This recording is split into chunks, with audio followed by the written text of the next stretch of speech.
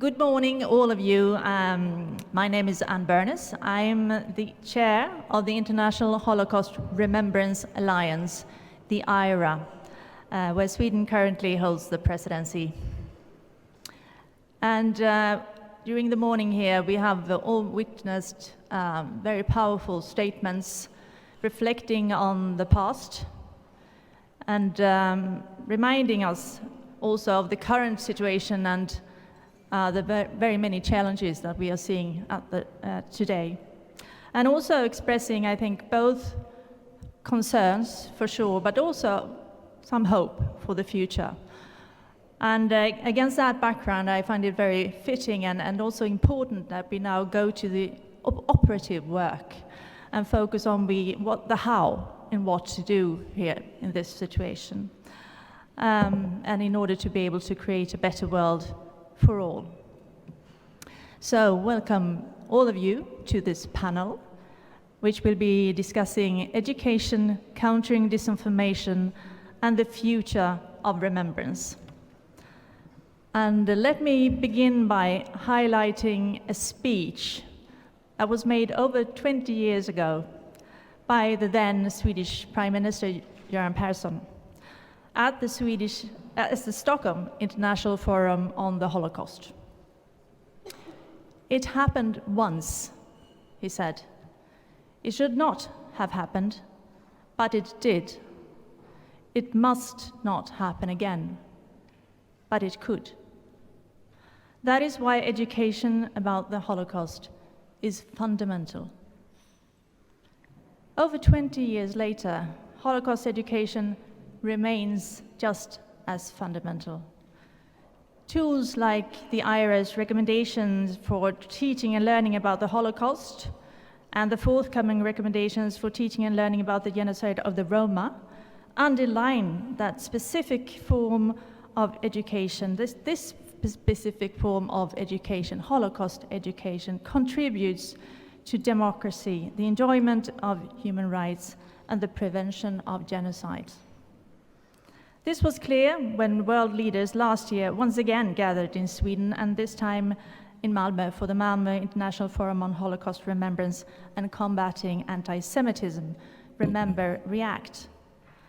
And delegations were asked to go from words to deeds, as has been done here too, and to make concrete pledges in the areas of Holocaust remembrance and education, as well as in combating anti-Semitism, anti-Gypsyism, and racism in all forms and spheres, including on social media.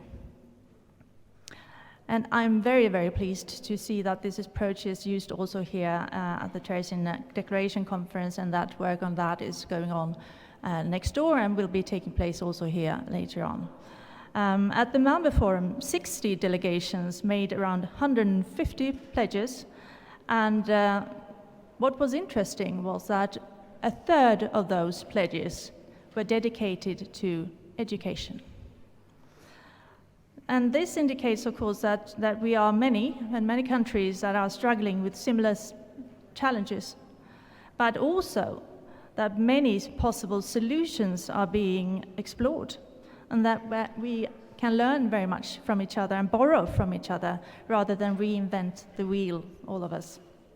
And occasions like this gives us the chance to maximize both our own and each other's work by sharing those lessons and best practices. We know that Holocaust distortion and other forms of disinformation pose many challenges to our democracies.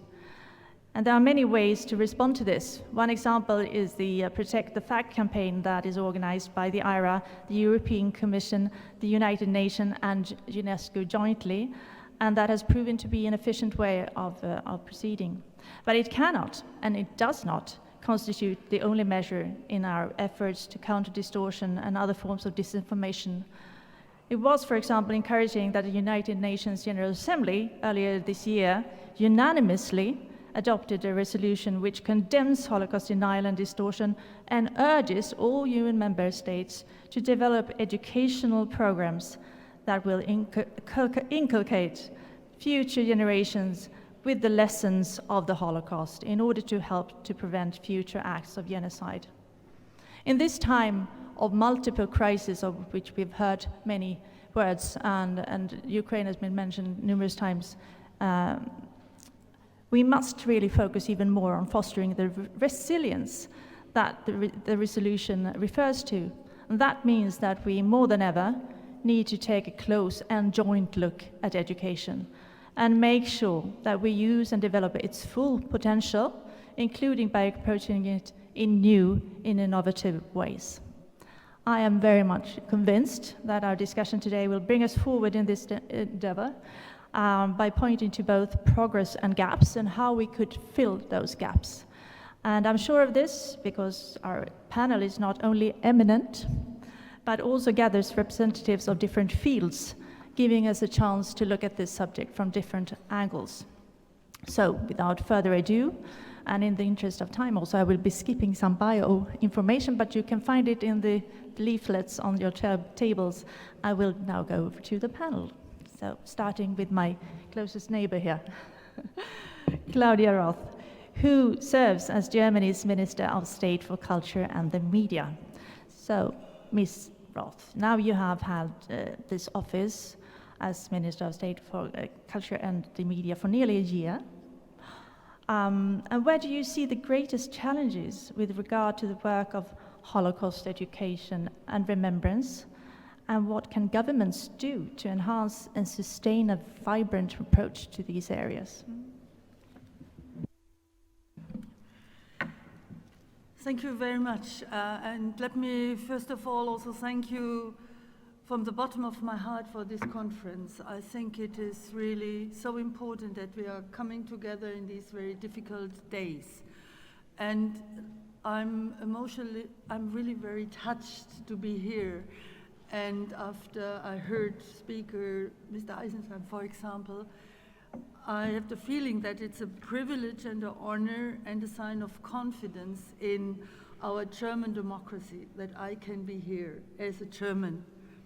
And to be here is also a sign that you believe in our credibility, that we take seriously these two words, which were already mentioned, nie wieder, never, ever again. I was born in 1955, but it was my father who said, you don't have the mercy of being born late. So this means, and that's one point for us, that we as Germans, that we understand that the Nazi crimes, the incomparable Nazi crimes, are part of our biography. I'm born 55, so after the Holocaust, but the Holocaust is part of my biography because I'm German. So the consequences has to be not to forget, not to put a line where never can be one, but to remember. And it was very often said before, it is not a remembrance where you stay in the past, but it's a remembrance into the future. And I am convinced, this remembrance is the basis for a strong democracy. And this is important in a world where democracies are attacked, and where democracies are very vulnerable. You can see it anywhere in the world. And if I look at my own country, we have extreme right-wing forces, a party promoting anti-Semitism, anti-Ziganism, hate. To be able to take decisive action against this, it is necessary to be familiar with and aware of our past. And there is really a lot to do, not to forget or to be interested, to open the doors to our past and to understand the full meaning of the most wonderful sentence in the German language, but it's also translated in all the languages of the world. This is the first, the very most important and most beautiful sentence, is number 1 in our Article 1 in our Constitution. And it means human dignity is inviolable. What does this mean? My father explained it to me. I will never forget. He said, there is not in this sentence, it does not mean that human dignity is inviolable for Christians only, or for men, or for heterosexuals. Human dignity is inviolable for everybody. What does this mean? And let me please also mention in a few words what the Ukrainian war. I was in Odessa with my colleague from the Ukraine, and I could feel what it means, this war, this aggression. This war is a propaganda war, terrible propaganda war, but it's also a war against a culture. And systematically, either art pieces, property is looted, or it is systematically destroyed. Museums, archives, libraries, cinemas, more than 500 of these very important for the cultural identity of the Ukrainians are systematically destroyed. And I think we have to do really our utmost to also protect the cultural heritage of Ukraine. Let me come back. What does it mean, all this, for us? I think it is very important after 75 years later to continue to bear undiminished responsibility for remembering the victims of Nazi crimes and reckoning with the Nazi past. So I would speak about culture of remembrance. A culture of remembrance in addressing the legacy of the Nazi past is characterized by a strong civic engagement. I think this is very important. Of course, the state, the ministries, we have to do our utmost, but it's also important to do it on a civic engagement, because this has produced a vital and a diverse landscape of memorial sites, and we are still finding new places, new sites. The most prominent, of course, and I think these sites, these authentic sites, can teach about the history and can help civic education outside the classroom. It's very important to get this emotional bridge.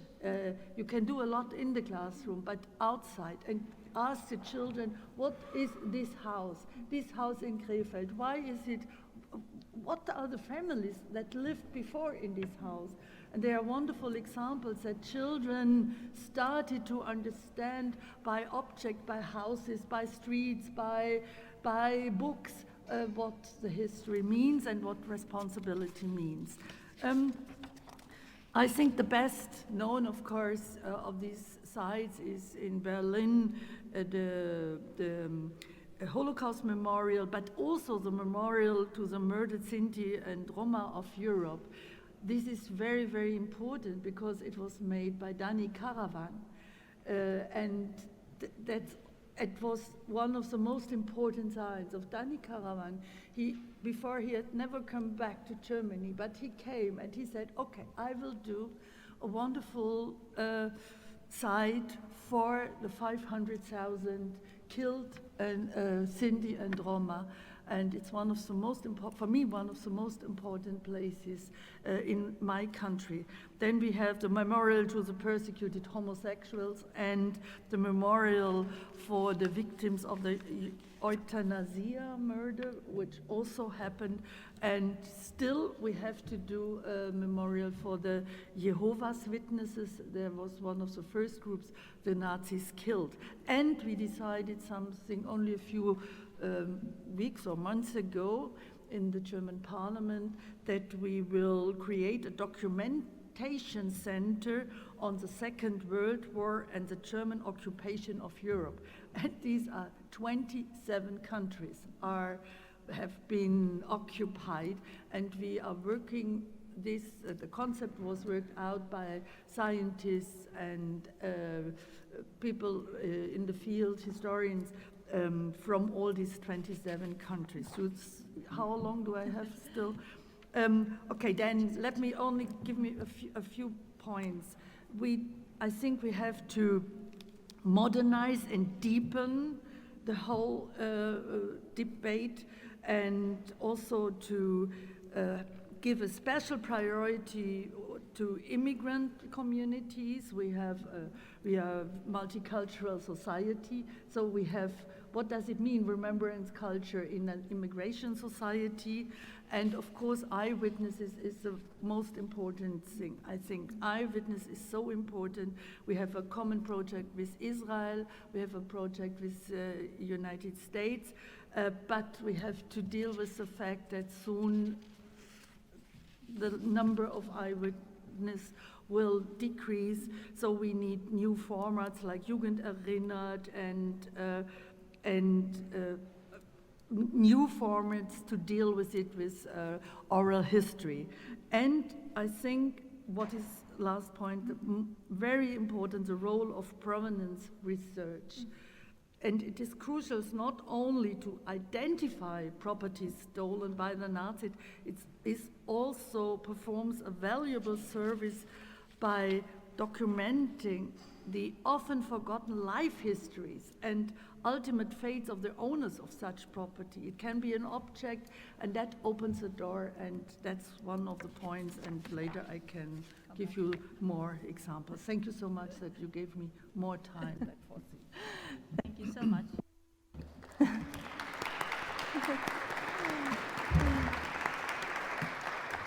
Thank you so much, and I think that we already now have a list going, so that's really good. We need very operative and very concrete ideas.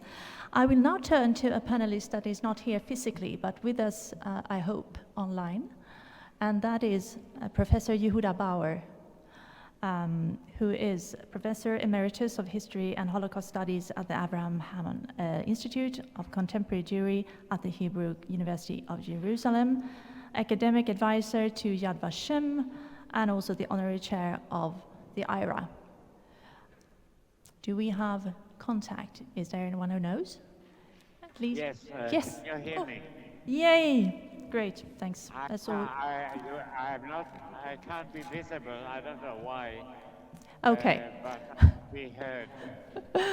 Okay. Do you see me? So. Yeah, oh yes. Oh, good. See all of Good. you. Good. So I'll put my question and I'll sort of let you just give us your wisdom. Professor, despite all our wishes, there have been many genocides since the Holocaust. And how do you think that we should see the Holocaust and its relevance in view of this terrible reality that never again has not totally worked?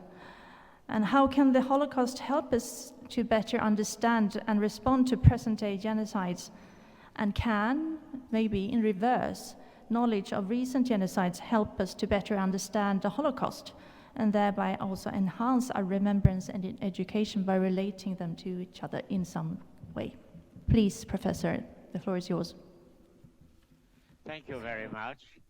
First of all, thank you, Ambassador Barnes, and you are my chair in IRA, and it's a pleasure to work with you. And thanks also to my friend Robert Vrahak, who organized me and this, along with the rest of this conference.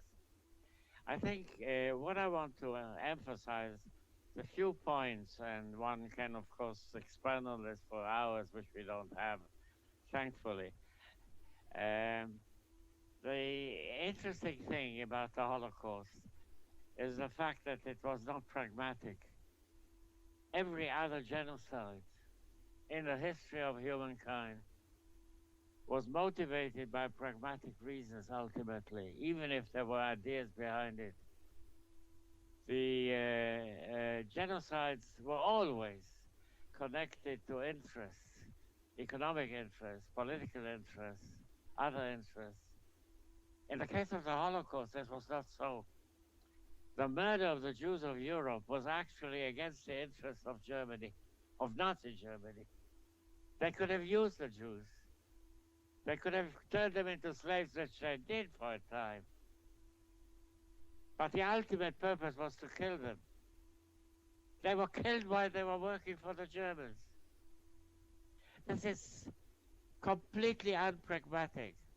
The reason for the Holocaust is different from the reason for every other genocide. The reason is ideological. We call it anti-Semitism, which is the wrong term, but it doesn't matter. Jew hatred, which exists in society before Christianity, for reasons that I can't go into now. But here we have a non-pragmatic, ideological mass murder intended to be encompassing the whole world. In a statement on the 28th of November 1941, Hitler made it very clear.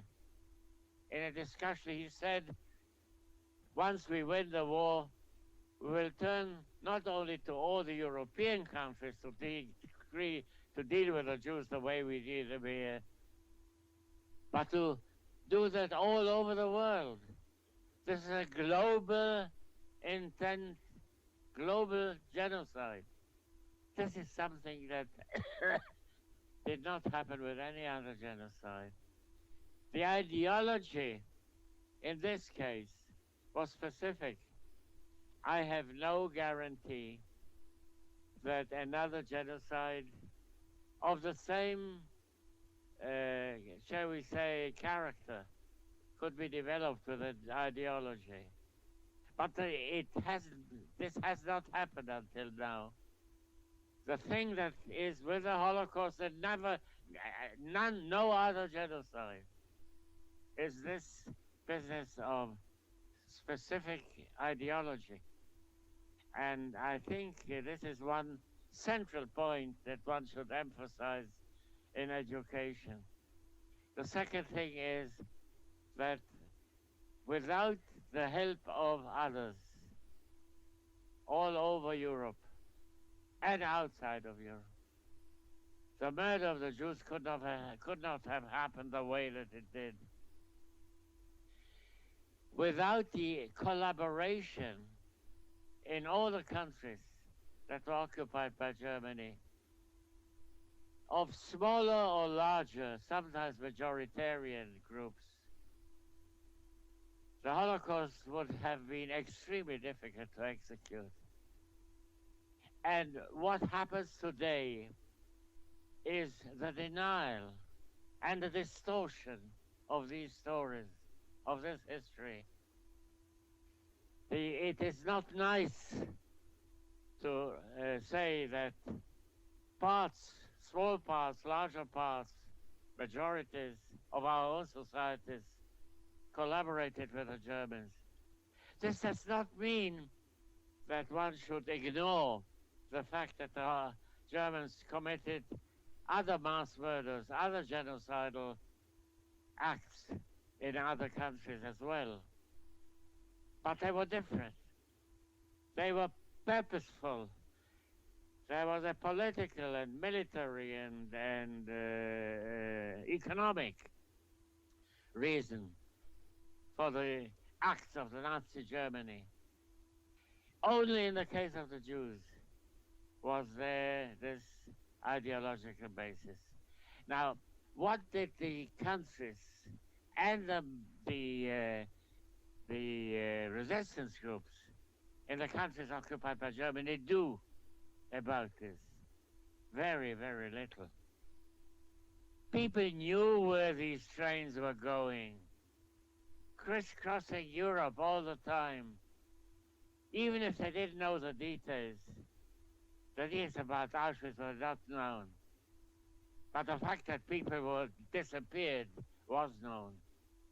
That people on the trains, Jews on the trains, would not come back, that was known. What did the resistance groups do during that period? To dislocate, to put bombs on the railways that were transporting these people to their death. Nothing. Nothing at all. There was one train in Belgium which was stopped by a resistance group. The locomotive was stopped, and hundreds of people managed to escape until the Germans came and caught the rest of them.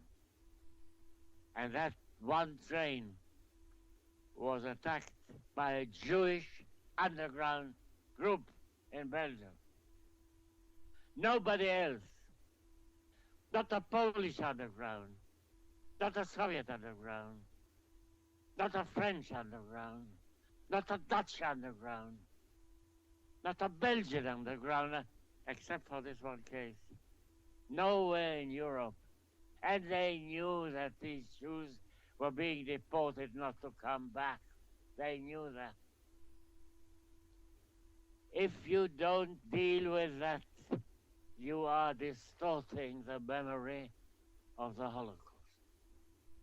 And if you distort the memory of the Holocaust, you are capable of distorting the memory of other genocidal events, of other mass murders by other people of other people. So there is a universal conclusion, not only a specific one, of the genocide of the Jews. Let me mention another central point. There were intellectual groups all over Europe. There were churches. There were individual rescuers of the Catholic Church, of the Protestant churches. But the churches as such did not budge, with perhaps one exception, or perhaps two exceptions. One is the exception of the Greek Catholic Archbishop of Lviv today, who tried to rescue Jews. There are individual cases of bishops and archbishops of the Catholic Church, of individual Protestants. There are the Baptists. There are the Mennonites, who, as a group, tried to rescue Jews. But the vast majority of the believers in the tradition of the man who was born a Jew, who is a god of Christianity, and who taught the teachings of love, and they forgot it. They forgot it. I think we have to learn from that. We have to learn from that universally, because the Jews were a specific victim for specific reasons, but they stood for humanity. They represented, without wanting it, without desiring it, they represented humanity. Can we teach all that? Practically speaking, no.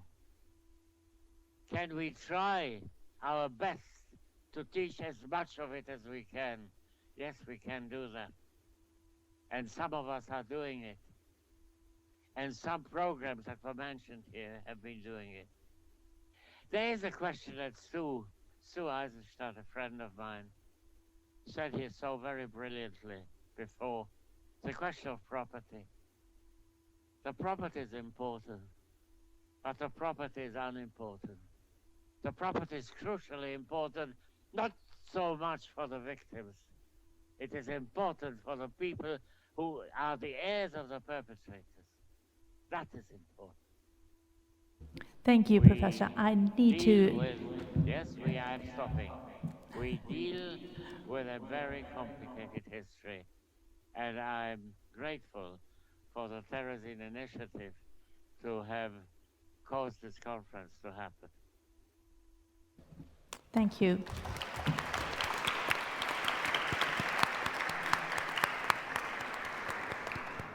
Thank you so much, Professor.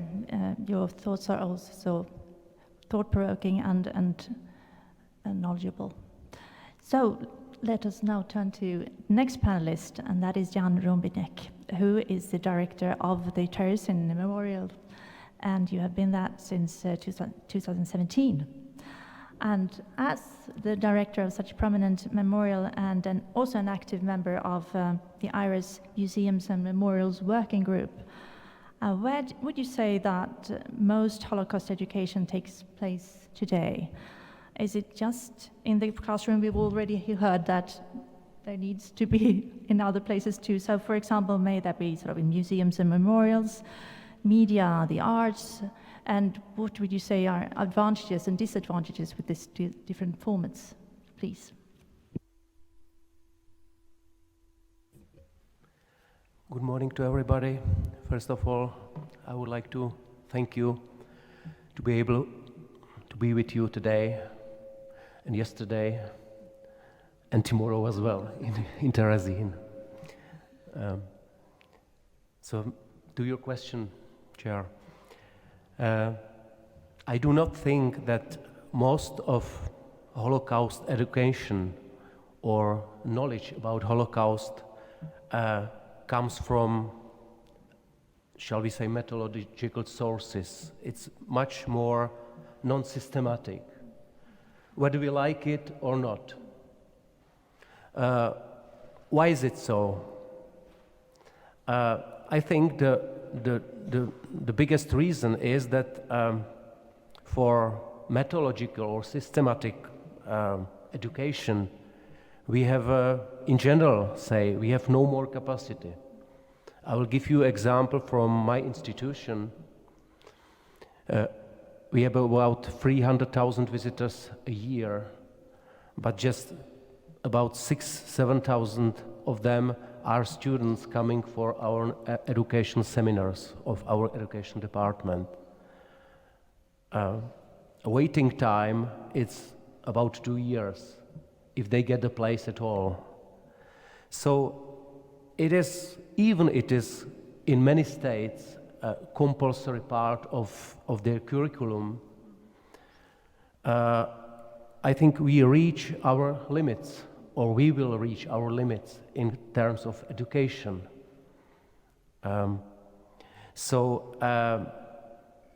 Yes, we try to do our best in Terezín. We have 4 stages of seminars. We cooperate with the museums and memorials in the Czech Republic, abroad, with Ravensbrück in Germany, with the Holocaust Memorial in Auschwitz-Birkenau, in Yad Vashem as well.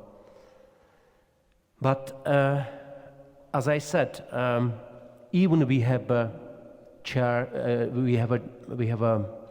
support of volunteers, non-profit organizations, church, even private citizens and their families. It's not enough. So I may say, as I said, whether we like it or not, the non-systematic education or capability to reach knowledge about the Holocaust is prevailing, whether it's art, film, fine art, social media as well. And very often there, the goal is, to impress, to make a point, or even sometimes to lead astray. It reaches millions. This is a very popular way of reaching people. But it can even sometimes, even unintentionally, cause distortion of reality. So just closely to summarize about methodological or non-systematic education. The methodological one has a huge advantage. It creates individuals, people with clear human values. It supports our democracy. But, it has also disadvantages. And it needs time. It needs effort. It sometimes reaches just few, and education or reaching the knowledge that way, it hurts, really. It needs effort. Regarding that non-systematic education or getting information or about the Holocaust, as I said, a huge advantage is it reaches many. It is based on very often or first impression. But as I said, it may cause distortion of reality. So from that point of view,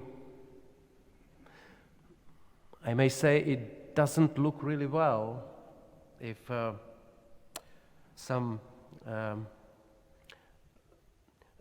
blockbuster book hits the historical textbook of Holocaust researchers. It may be sometimes more popular. So what can we do about it?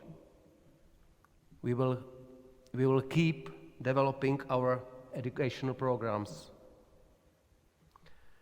But according, for instance, the survey of Claims Conference and US Holocaust Memorial Museum, 41% of adults in the United States don't know what Auschwitz means. It's very depressive to hear about it. So what more can we do about it? Are we able to achieve 100% here? And if we do, even if we do, if everyone knows what Auschwitz extermination camp was, will it always and necessarily make our society more listening, more empathetic, more humble, human, generous, or self-sacrificing? I wish it will make, obviously. But I think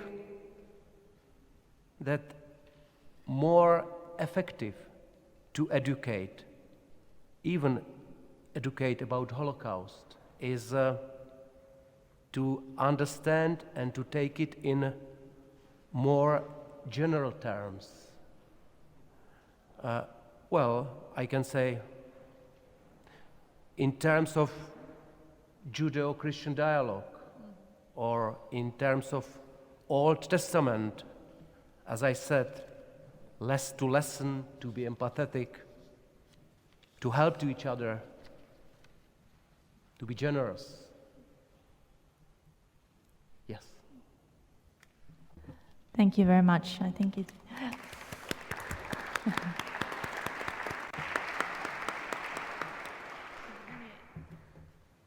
Many of you are sort of referring to a culture, building a culture of understanding and tolerance. I think it's really coming together here very nicely. So, moving to our next panelist, and that is Annette Schavan, who is the chair of the Board of Trustees of the Foundation Remembrance, Responsibility and Future. And my question to you is sort of referring to the early days of the field and comparing to today. In the early days, most teaching focused on the actions of the perpetrators and the history of National Socialism. Would you say that this has changed, and if so, how? Is there, for example, increased teaching about the genocide of the Roma, the actions of local collaborators, or the perspectives of victims of the Holocaust, or still yet other? So over to you. Thank you for the opportunity being here and share with you some new ideas for the future of remembrance. This is our issue in the foundation. And yes, a lot has changed since this first step, remembering National Socialism and the perpetrators. The first step, and other steps were and are today, for example, make the victim's perspective public. And I think the contemporary witness helped us a lot. They went to school. Some do it since today or until today. Dealing with biographies, in my view, a key for remembrance, to deal with the biographies. We heard about the diary of Anne Frank. This was a book in Germany for every young people in the schools and in the families. Then revisiting the local history. Claudia Roth talked about it. Then in 1996, the then federal president Roman Herzog declared January the 27th to a special day to commemorate the Holocaust, especially in schools. It's something like the day for the schools to make projects, to create new ideas for commemorating. And then finally, in the year 2000, the Foundation Remembrance, Responsibility and Future was established by law of the Bundestag. This is very special, law of the Bundestag, and financed by the state and by companies that had employed forces laborers. And with this foundation, new ways became possible. We had a new small foundation to create new ideas, to go new ways. First, and this is our first commitment until today, to help the survivors, financially, socially, culturally, in Israel and Middle East, European countries, and in Germany. Last week, I visited Israel and met our cooperation partners there, Yad Vashem, Jerusalem Foundation, Ghetto Fighters House, AMCA, and others. Second, to give support to initiatives who develop concepts for education against anti-Semitism, against racism of any kind, and give support for initiatives for civil courage. And then, and I think this is a question for the future, the third commitment from the beginning is the young generation. And the key question for me is, what have we to do so that the young generation can become actors in a future culture of remembrance? What can we do so that they will become actors in this culture? The answers are more important today than ever, and we heard it several times this morning. The time of the witness comes to an end. And now we are thinking in the foundation what will be necessary and what will be possible in the third decade of our foundation. And there is an important point, a new agenda for education financed by the government. We are looking for cooperation with major special players, because one problem is that we talk about remembrance and reconciliation in some milieus, always the same milieus, the same groups, the same people who are working hard, but we need the real public in our countries, and therefore we try to work together with big players, companies, museum theaters, the police, administration, the Bundeswehr, and media institutions. And we have to find now the answers. First, and in our schools, a key question, how can we teach Holocaust in multicultural classrooms? Because there are a lot of pupils that say, okay, it's interesting, terrible story, but this is not my story. It's your story. Please take your responsibility, but it's nothing for me. So we have to ask what kind of story will it be in future, and how can we create something like a dialogue in the schools about this?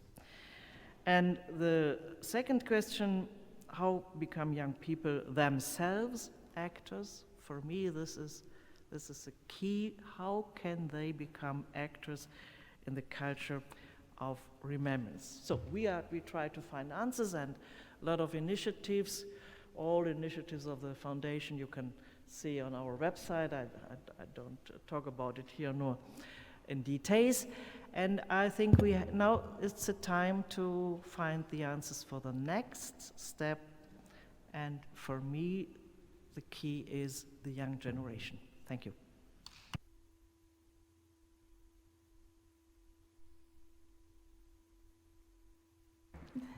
Thank you very much.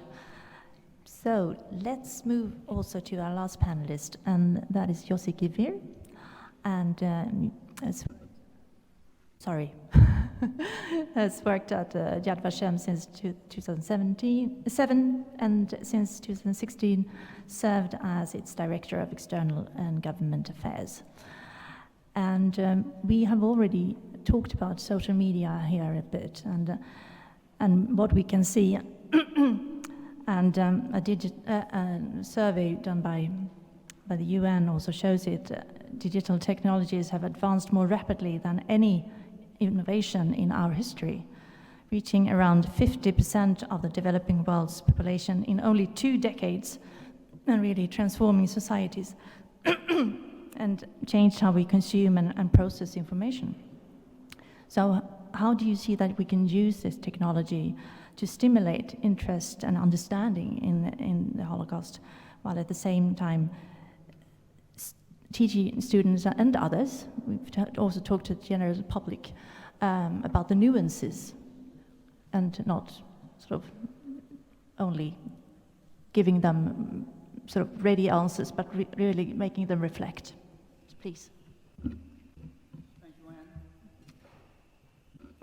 Thank you, Anne. Thank you to the organizers as well for including me on behalf of Yad Vashem in this forum. I think I speak here not only on behalf of Yad Vashem, but on behalf of other educators, some of whom are here on this panel, Holocaust educators. And I think that part of what we need to address, and is related to your question, is to broaden our understanding of what education is, to be more flexible about our understanding of education. Jan referred to direct education and indirect, methodological as opposed to forms and contexts and media of communication with masses around the world that are not structured and formally education in the classic conventional sense. Now, this is something, I'll get to the Holocaust, of course, in just a moment, but this is something I think that is a challenge for everyone in the world who has messages, moral, ethical messages, civil messages that are related in some way to the humanities and social sciences. There's increasing impatience for any subject that requires content knowledge that is not technological. That doesn't mean that there is no interest in these subjects, but, and this is certainly felt in the digital sphere, in this new digital world. It's not so new anymore, that we've been living for already for certainly a decade, if not more, that messages are expected to be conveyed briefly, in a very interesting, I'd say almost an enticing fashion, often anecdotally, with a focus on one person, one event, one item, and that's just a reality of the way people communicate today and the way they learn. Now, that kind of communication of data and of experiences used to be, and I emphasize used to be, considered antithetical to accurate, reliable transfer of knowledge about the Holocaust, and by extension almost any major complex subject. We cannot change that fact. that is the way that people communicate. And I think Holocaust educators are increasingly aware, and I think we've heard it here today, and I know we talk about this in IRA as well, and in other international forums, that we must find ways of resonating our message in a relevant fashion, and at the same time, as best we can, not compromise in terms of accuracy, and certainly never compromise in terms of showing respect for our subject matter, whether it's a Holocaust survivor or the story of a certain horror, atrocity, or examples of noble, inspiring dignity in the face of the Holocaust events. Our subject matter truly is holy, and yet we deal in a world that has very little patience for extensive, nuanced explanations about how this subject matter is relevant. So I think what we've been doing at Yad Vashem, and I know many of our colleagues as well, is finding ways to provide extensive, sustained, varied, curated messages about that are Holocaust related. And yes, as Jan says, they're not systematic. If they're sustained enough, if we can be interesting enough, I'll use that word again, enticing enough, but without being cheap or vulgar or inaccurate.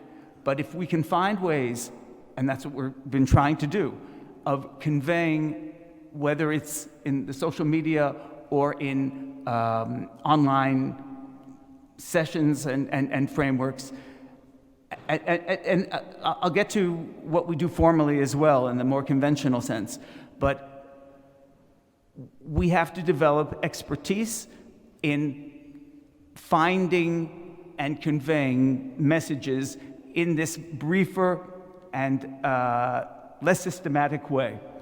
Now, even within this reality, there remains an importance for the more classic, conventional kinds of education, and certainly that's something we continue with Yad Vashem and in other institutions. I would say that it's primarily for, I'm going to use a word now that's a little bit laden, but I'm going to say it positively, for elites. Not elites in the sense of snobbery or discrimination, but elites in the certain sense of commitment and a consistent approach to learning the subject. Yes, there are groups of leaders. In the past, I think we focused almost entirely on educators in the classic sense, but now increasingly in this more flexible world, we understand that processes of education, meaningful, relevant ones, are also conducted by political leaders, by cultural and social leaders, by pop stars. Anyone who has a Twitter account can educate. He or she can also do horrible damage, as we see. But there's also the potential, and that's what we should also focus on, the potential of doing good. So we want to provide these educators, these potential new digital educators, with the ability to transmit values and facts, and that is something that can be done in reasonably short seminar settings, so obviously we continue with that as well. So we need to find ways of, I'd say, integrating a up-to-date and appealing, if you can say appealing in the Holocaust sense, I would say a relevant, compelling menu of, and something that also continues to be updated and presented in new ways, connecting with modern day events, again, while remaining accurate and respectful historically. And it's something that is difficult, but I think all of us here are here because we're not just bemoaning the challenges and the obstacles, because we have the assertiveness and the sense of proactive confidence that we can do good, provided we're also smart.